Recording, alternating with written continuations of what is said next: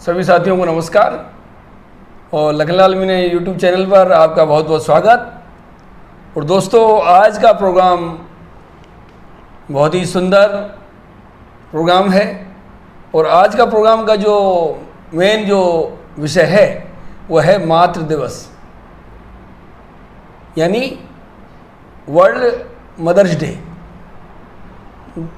दोस्तों, इस दिवस का जो मतलब है, देखिए, हर देश में अपनी संस्कृति होती है, अपना तरीके होते हैं फेस्टिवल्स त्योहारों को मनाने का, या अपने बुजुर्गों का, माँ बाप का, रिश्तेदारों का, इनका सबका स्वागत करने का, उनका सम्मान करने का।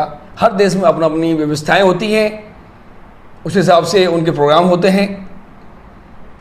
मदर्स डे ये हमारे विदेशी प्रोग्राम है, लेकिन हमारे यहाँ भी हमारी माँ बाप का सम्मान, रिश्तेदारों का जो है सम्मान हमारी संस्कृति में बहुत लंबे समय से बहुत ही गहरा रहा है, क्योंकि हमारे यहाँ की संस्कृति बहुत ही वैभव यानी बहुत ही मजबूत, बहुत ही समृद्ध रही है। तो लेकिन दूसरे देशों में कोई भी त्यौहार, कोई भी दिवस मनाया जाता है या अंतर्राष्ट्रीय लेवल पर कोई दिवस मनाया जाता है, चाहे वो किसी दूसरे देश ने शुरुआत करी हो, इससे कोई फर्क नहीं पड़ता। मेन बात है कि उसका उद्देश्य अच्छा होना चाहिए, जनहित होना चाहिए, जन मानवता के लिए होना चाहिए। बस इतनी हमें जानकारी रखनी है। बाकी हमें फिर उसमें उसके उद्देश्य की उनको इम्प्लीमेंट करने के लिए, क्रियान्वयन करने के लिए हमें शुरू हो जाना चाहिए, हमें सहयोग करना चाहिए। तो अभी मैं आपको ज़्यादा और बातों में नहीं लगाऊंगा, तो मैं अपनी मेन बात पे आता हूँ। दोस्तों, आज मातृ दिवस है और मैंने अपनी माँ के लिए, यानी सभी की माएँ, मेरी माँ एक समान ही है, उतना ही इज्जत मिलनी चाहिए एक दूसरे के द्वारा भी। और हमें खुद अपनी माँ बाप की सेवा या उनका सम्मान करना, उनका ख्याल रखना, खासकर जब बुढ़ापे में जब उनको दिक्कत होने लगती है तो उनको भी बच्चों की तरह आवश्यकता होती है। तो आज मैं माँ के लिए मैंने कुछ पंक्तियाँ लिखी हैं। दोस्तों, माँ और बाप ये तो पिता का एक प्रत्यक्ष रूप है और ये एक निष्पक्ष निर्मल रूप है, क्योंकि माँ बाप एक ऐसा रूप है जो बिना किसी स्वार्थ के वो अपने बच्चों का पालन पोषण करता है, उनको एक नई दिशा देता है, उनको एक देश का अच्छा नागरिक बनाता है। तो उसके प्रति सम्मान हमेशा हम करते हैं और हमें करना चाहिए, हमारी संस्कृति में तो ये विशेषकर है। तो मैंने माँ के लिए कुछ पंक्तियाँ लिखी हैं, वो पंक्तियाँ मैं आपके सामने पेश कर रहा हूँ। तो दोस्तों, मेरी आज की कविता माँ को समर्पित है और इसका शीर्षक भी जो है मैंने रखा है माँ। तो दोस्तों, मैं अपनी कविता शुरू करता हूँ, तो आपको ज़रूर पसंद आएगी, तो सुनिए क्या ध्यान दे के। तो शुरू करता हूँ दोस्तों। माँ, माँ तेरे लिए क्या लिखूं, माँ मैं तेरे लिए क्या लिखूं, मेरी इतनी क्षमता नहीं कि कुछ लिखूं। हे माँ, मैं तेरे लिए क्या लिखूं, हे माँ मैं तेरे लिए क्या लिखूं। मेरा दिल, मेरा मन और मेरी आत्मा कहती है, मेरा दिल, मेरा मन और मेरी आत्मा कहती है कि अगर मैं कुछ लिखूं, अगर मैं कुछ लिखूं तो सिर्फ नमन लिखूं, अगर मैं कुछ लिखूं तो सिर्फ नमन लिखूं। माँ के चरणों में चरण बंदन लिखूं, चरण बंदन लिखूं। हे माँ तेरे लिए मैं क्या लिखूं। दोस्तों, आगे की पंक्तियां पर ध्यान दीजिएगा। ये नन्ही सी जान माँ के लिए लिखने की कोशिश तो करती है, पर लिख नहीं पाती, क्योंकि तुम्हारी ममता इतनी गहरी है कि मेरी कलम उस गहराई में उतर नहीं पाती। हे माँ, तुम्हारी ये नन्ही सी जान लिखने की कोशिश तो करती है पर लिख नहीं पाती।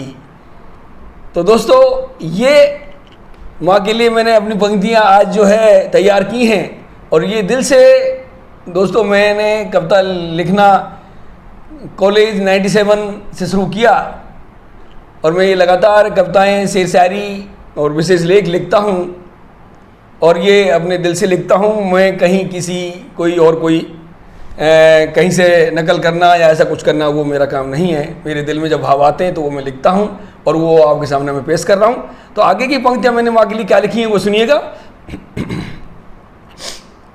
हे माँ मैं तुम्हारा कर्जदार हूँ, क्योंकि माँ बाप हमें इस संसार में लाते हैं और इस संसार को देखने का हमें मौका मिलता है जो ईश्वर ने रचा है। तो मैंने लिखा है कि हे माँ मैं तुम्हारा कर्जदार हूँ और कर्जदार ही रहना चाहूँगा। हे माँ मैं तुम्हारा कर्जदार हूँ और कर्जदार ही रहना चाहूँगा। इस कर्ज को चुकाने की कोशिश में, इस कर्ज को चुकाने की कोशिश में तुम्हारी कोख से फिर से आऊँगा। हे माँ मैं तुम्हारा कर्जदार हूँ और कर्जदारी रहना चाहूँगा, कर्जदारी रहना चाहूँगा। तो दोस्तों यहाँ पुत्र ने अपनी माँ के सम्मान में कहा है कि मैं तुम्हारा कर्ज नहीं चुका सकता, नहीं चुकाना चाहूँगा, क्योंकि मैं हमेशा तुम्हारा कर्जदारी रहना चाहूँगा। तो ये मैंने यहाँ माँ के दूध का कर्ज जो कि जिसको कहते हैं वो मैं चुकाना नहीं चाहता, वो बार बार मैं उन्हीं के चरणों में आना चाहता हूँ। तो यहाँ मैंने ये माँ के चरणों में रहने के लिए और दोबारा से उनके पास आने की मैंने यहाँ वंदना करी है, जो प्रार्थना की है। तो आगे की पंक्ति सुनिए दोस्तों माँ के लिए कि हे माँ ईश्वर की ये दुनिया, हे माँ ईश्वर की ये दुनिया दिखाई तूने। दुनिया की हर बात कभी ऊंचाई तो कभी गहराई समझाई तूने। हे माँ ईश्वर की ये दुनिया दिखाई तूने, ईश्वर की दुनिया ये दिखाई तूने।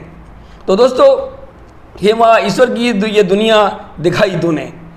तो आगे की पंक्तियाँ दोस्तों, माता पिता ईश्वर का रूप होता है और ये समझो कि वो उनका जो स्नेह है वो है कि समझे, हम ये समझ सकते हैं कि परमपिता ही हमारा स्नेह कर रहे हैं। तो उसी स्नेह को मैंने यहाँ इन पंक्तियों में उतारा है। तो सुनिएगा कि हे माँ ईश्वर का स्नेह भरा, हे माँ ईश्वर का स्नेह भरा स्पर्श हो तुम। हे माँ ईश्वर का स्नेह भरा स्पर्श हो तुम। अपना सारा सुख चैन अपनी संतान पर लुटा देने वाली ममतामयी माँ हो तुम। अपनी संतान पर सारा सुख चैन लुटा देने वाली ममतामयी माँ हो तुम। हे माँ ईश्वर का स्नेह भरा स्पर्श हो तुम। हे माँ ईश्वर का स्नेह भरा स्पर्श हो तुम। तो दोस्तों इसमें जो है ईश्वर के समान प्यार स्नेह माता पिता के थ्रू अपनी संतान पर किस तरह लुटाती है और हम किस तरह एहसास करते हैं वो मैंने यहाँ इस कविता में दिखाया है। तो आगे की पंक्तियाँ दोस्तों, आगे की अंतिम पंक्तियों में जो है मैं इस कविता का समापन कर रहा हूँ। तो मैंने कहा है कि मेरा दिल कहता है